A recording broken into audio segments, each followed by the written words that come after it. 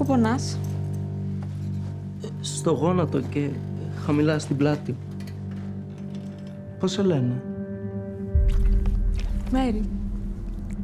Μπορώ να σε ξαναδώ έξω από εδώ? Θες να πάμε εκδρομή με τους γονείς μου?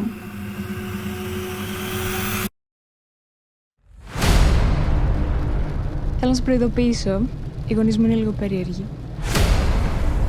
Πού γνωριστήκατε, πες μου γρήγορα, δεν θέλω να νιώθω ότι την ελέγχουμε. Είναι πολύ σημαντικό για εμάς να είμαστε σίγουροι ότι μπορείς να την αγαπήσεις πραγματικά.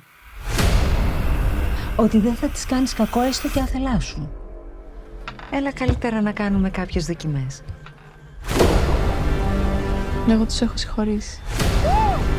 Για ποιο πράγμα τους έχεις συγχωρήσει? Θα δεις.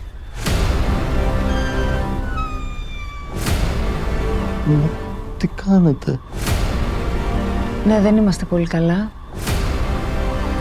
Τι θα έχετε κάνει?